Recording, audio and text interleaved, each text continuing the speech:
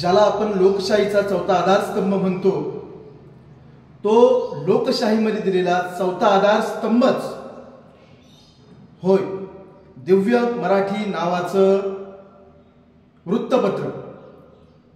त्या वृत्तपत्रानं अशोक चक्राची, जे राष्ट्रीयतेचं प्रतीक आहे, त्या अशोक चक्राची पायमल्ली केलेली आहे.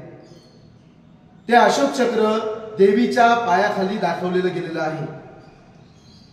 नक्कीच ही वृत्तपत्र, ही इलेक्ट्रॉनिक मीडिया कुठल्या दिशेने चाललेली आहे?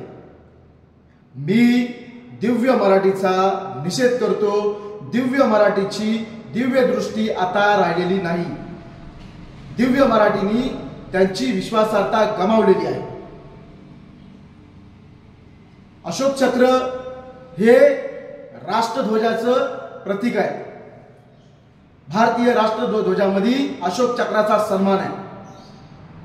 तर त्यामुळं या माध्यमातून आमची ही मागणी आहे दिव्य मराठीकडे की जर येत्या 48 तासामध्ये दिव्य मराठीनं याबाबत दिलगिरी व्यक्त केली नाही, माफी मागितली नाही दिव्य मराठीच्या संपादकीयांनी, तर दिव्य मराठीवरती आम्ही कायदेशीर कारवाई करणार.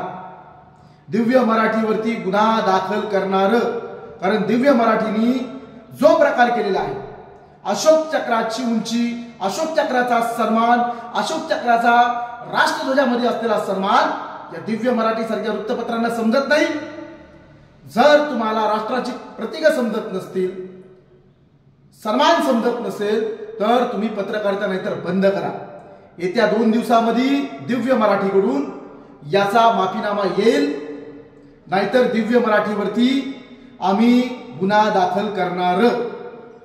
पुन्हा एकदा दिव्य मराठीच्या कृत्याचा जाहीर शब्दात निषेध करतो. अशोक चक्र जिंदाबाद, राष्ट्रध्वज जिंदाबाद. जय हिंद, जय भीम.